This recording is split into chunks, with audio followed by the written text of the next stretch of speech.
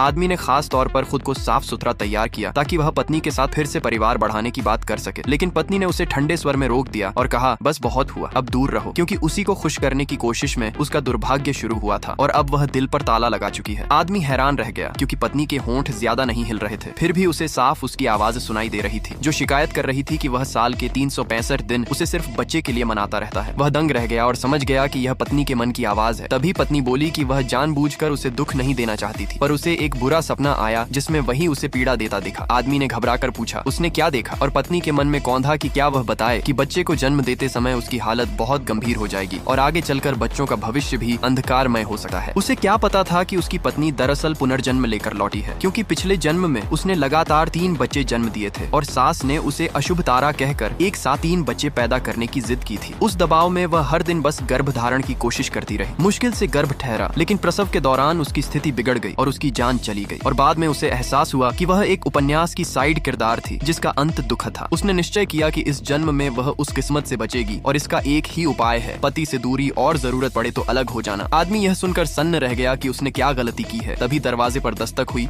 और नौकर ने बताया कि औरत ने 3 करोड़ खर्च कर शुभ भाग्य वाला सूप मंगाया है जिसे गरम गरम पीना होगा। आदमी ने कहा अब से पत्नी पर बच्चे का कोई दबाव नहीं होगा और उसे अच्छा खाना मिलेगा। फिर उसे नीचे ले गया जहाँ वही फीका भोजन रखा था, तो पत्नी के मुंह से निकल पड़ा कि क्या एक कटोरी सम्राट रेखाओं वाला बोस्टन लॉबस्टर सी फूड दलिया नहीं मिल सकता, और आदमी ने तुरंत आदेश दिया कि आगे से नाश्ता वहीं होगा। तभी पत्नी की नजर 3 बच्चों पर पड़ी जो ध्यान से खा रहे थे और उसे याद आया कि उसके जाने के बाद उनका बुरा अंत होगा। इसलिए उसने खुद चॉपस्टिक उठाकर बड़े को झींगा, दूसरे को मांस और छोटे को विटामिन व ब्रोकोली परोसा। बच्चे चकित थे क्योंकि पहले माँ उन्हें देखती भी नहीं थी। तभी बड़ा घुड़सवारी क्लास जाने लगा तो उसने रोक दिया क्योंकि कहानी में वहीं उसका पैर टूट जाता था। वह खुद उसके साथ अस्तबल पहुंची जहाँ भाग्यशाली नायिका मिली और ताना मारा कि तुम हमारे बेटे से भाग्य लेने आई हो। फिर पैसे और नई ड्रेस की मांग की। पत्नी ने भुगतान रिकॉर्ड देखकर समझ लिया कि वर्षों से उनका फायदा उठाया जा रहा है। तभी शरारती बच्चा बड़े का गेम कंसोल छीनने लगा और धमकी दी, पर उसने बेटे से कहा अपनी चीज खुद बचाओ। अमीर औरतों ने चेतावनी दी कि भाग्यशाली बच्चे को नाराज करोगी तो अनर्थ होगा, पर उसने सीना तान कर कहा उसका बेटा फू परिवार का वारिस है और कोई भी अपमान करेगा तो कानूनी कार्रवाई होगी। आदमी ने भी समर्थन किया तो नायिका ने सास के वादे की बात छेड़ी कि 2 साल में एक साथ 3 बच्चे नहीं हुए तो उसे घर से निकाल दिया जाएगा। आदमी चौंक गया कि उसे इसका पता ही नहीं था, और जब नायिका ने अनुभव सिखाने के बदले पैसे और खिलौने मांगे तो पत्नी ने उसके अतीत की सच्चाई उजागर कर दी।